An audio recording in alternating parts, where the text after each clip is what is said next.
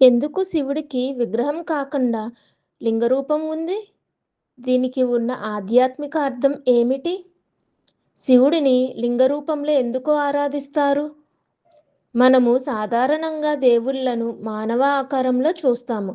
కానీ శివుడిని మాత్రం లింగరూపంలో ఎందుకు ఆరాధిస్తారో ఎప్పుడైనా ఆలోచించారా? మొదటిగా శివలింగం అనేది శివుడి నిరాకార స్వరూపాన్ని సూచిస్తోంది. అంటే శివుడు ఒక రూపానికి మాత్రమే పరిమితం కాదని, ఆయన అనంతమైన శక్తి అని తెలియజేస్తోంది. అందుకనే ఆయనను ముఖం లేదా శరీరంతో కాకుండా ఒక సారాంశ రూపంలో పూజిస్తాం. రెండవది, శివలింగం సృష్టి శక్తికి ప్రతీక. ఇది శివుడు మరియు శక్తి యొక్క ఐక్యాన్ని సూచిస్తోంది. ఈ రెండు శక్తుల కలయిక ద్వారానే ప్రపంచం సృష్టి, స్థితి, లయ జరుగుతాయి అని మన పురాణాలు చెబుతున్నాయి. మూడవది, లింగోద్భవ కథ చాలా ప్రసిద్ధం. ఒకసారి బ్రహ్మ మరియు విష్ణు ఎవరు గొప్పవారు అనే విషయంలో వాదించుకున్నారు. అప్పుడు శివుడు అనంతమైన అగ్ని స్తంభంగా ప్రత్యక్షమయ్యాడు.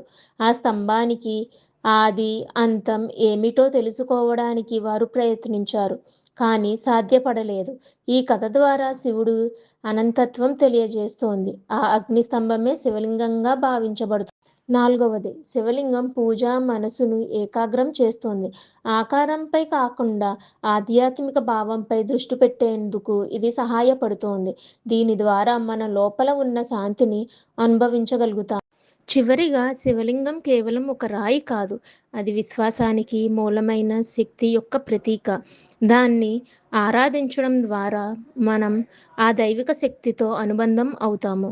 కాబట్టి శివుడిని లింగ రూపంలో ఆరాధించడం అనేది ఒక గొప్ప ఆధ్యాత్మిక భావనను ప్రతిబింబిస్తోంది.